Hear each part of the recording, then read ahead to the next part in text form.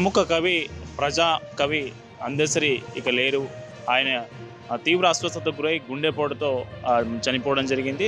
ఇవాళ ఉదయం 6:30 ప్రాంతంలో గాంధీ హాస్పిటల్కు తీసుకురావడం జరిగింది. ప్రస్తుతం ఆయన లాలాపేటలో నివాసం ఉంటారు. లాలాపేటలో ఒక్కసారిగా దాదాపు 4-5 రోజుల నుంచని తీవ్ర జ్వరంతో బాధపడుతున్నటువంటి అందశ్రీ ఈరోజు ఉదయం తెల్లవారుజామున ఒక్కసారిగా కుప్పకూలి స్పృహ కోల్పోవడంతో ఆ కుటుంబ సభ్యులు వెంటనే స్పందించి సమీపంలోని గాంధీ హాస్పిటల్కి ఈరోజు ఉదయం 6 గంటలకు తీసుకొచ్చారు. ఉదయం 6 గంటలకు ఎమర్జెన్సీలో మనం చూడొచ్చు, గాంధీ ఎమర్జెన్సీలో తీసుకొచ్చారు. గాంధీ ఎమర్జెన్సీలో తీసుకొచ్చిన తర్వాత డాక్టర్లు ఆయన పరీక్షను చూసి అప్పటికే చనిపోయినట్టు తెలిపారు. ఇవాళ 7 గంటల ప్రాంతంలో ఆయనను చనిపోయిన తర్వాత గుండెపోటుతో మృతి చెందిన తర్వాత ఆయన నివాసం లాలాగూడలోని వినోబా నగర్లోని ఆయన నివాసానికి ఆయన మృతదేహాన్ని పార్థివ దేహాన్ని తరలించడం జరిగింది. సందర్శనార్థం ఆయన అభిమానులు అట్లాగే పలువురు రాజకీయ నాయకుల సందర్శనార్థం ఆయన పార్థివ దేహాన్ని ఆయన ఇంట్లోనే ఉంచనున్నారు. అయితే తెలంగాణ ఉద్యమంలో అందశ్రీది ఎంతో చెప్పలేనటువంటి పాత్ర.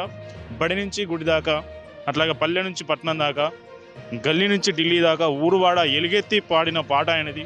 సకల జనుల సమ్మెలో కావచ్చు, మిలియన్ మార్చిలో కావచ్చు, వంట వార్పులో కావచ్చు, ధర్నాల్లో కావచ్చు, ర్యాలీల్లో కావచ్చు, ముక్కోటి గొంతుకలను ఒక్కటి చేసిన గీతం ఆయనది.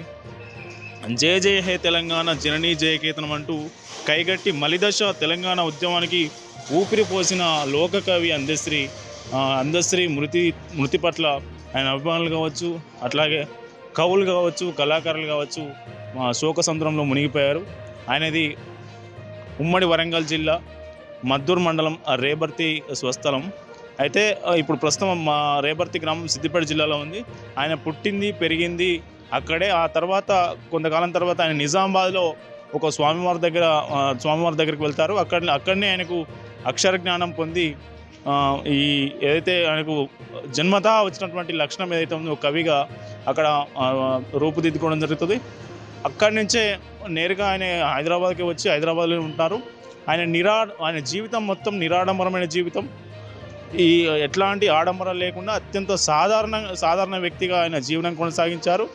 మొన్న జ్వరం వచ్చిన పరిస్థితుల్లో కూడా నిజానికి ఒక ఫోన్ కాల్ చేస్తే యశోద అట్లాగే ఏఐజీ లాంటి పెద్ద పెద్ద హాస్పిటల్లో కార్పొరేట్ వైద్యం తీసుకునే అవకాశం ఉన్నప్పటికీ ఆయన ఎవరికి చెప్పకుండా, ఎవరికి ఫోన్ చేయకుండా దాదాపు 4 నుంచి 5 రోజులుగా జ్వరంతోనే బాధపడుతూ ఈరోజు ఉదయం తెల్లవారుజామున గుండెపోటుతో కుప్పకూలడం, ఆ కుప్పకూలిన తర్వాత హాస్పిటల్ తీసుకురావడం, హాస్పిటల్లో చనిపోవడం తీవ్ర విషాదాన్ని నింపింది.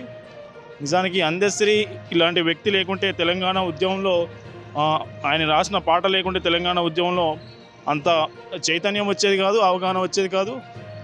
ఇట్లాంటి పరిస్థితుల్లో అందశ్రీని కోల్పోవడం పట్ల రాష్ట్ర ముఖ్యమంత్రి సీఎం రేవంత్ రెడ్డి తీవ్ర దిగ్భ్రాంతి వ్యక్తం చేశారు. ఆయన కుటుంబ సభ్యులకు ప్రగాఢ సానుభూతి వ్యక్తం చేశారు. అట్లాగే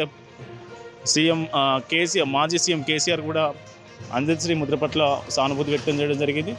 ఆయన ఇల్లు కూడా అత్యంత సాధారణమైన ఇల్లుగా ఉన్నది ప్రస్తుతానికి. ఒకవైపు కూలిపోయిన ఒక కవిగా ఎంతో పేరు ప్రఖ్యాతలు గాంచినప్పటికీ ఆయన అత్యంత సాధారణ జీవితం గడిపారు. ఆయనకు ఒక కుమార్తె ఉన్నట్లు తెలుస్తూ ఉన్నారు. ఇటీవల సీఎం రేవంత్ రెడ్డి కాంగ్రెస్ ప్రభుత్వం అధికారంలోకి వచ్చిన తర్వాత తెలంగాణ ఉద్యమంలో కృషి చేసినటువంటి, తెలంగాణ స్వరాష్ట్రం కోసం కృషి చేసినటువంటి వ్యక్తులను గుర్తించి ₹1 నజరానా ప్రకటించారు. అందులో అందశ్రీ కూడా ఉన్నారు. ఆ నజరానా తీసుకున్న వారిలో అందశ్రీ నిస్వార్థంగా తన అక్షరాన్ని నమ్ముకొని ఒక కవిగా, ప్రజాకవిగా ప్రజల వైపు, ప్రజా సమస్యల వైపే ఉన్నారు. అటు తెలంగాణ ఉద్యమంలో కావచ్చు, తెలంగాణ వచ్చిన తర్వాత కూడా కావచ్చు, దాదాపు కవులందరూ ప్రజా సమస్యలపై ప్రశ్నించడం మానేసినా కానీ అందశ్రీ లాంటి కవి ప్రశ్నిస్తూనే ఉన్నారు. తెలంగాణ ఆకాంక్షలు నెరవేరలేదంటూ గతంలో కూడా చాలాసార్లు ప్రశ్నించారు.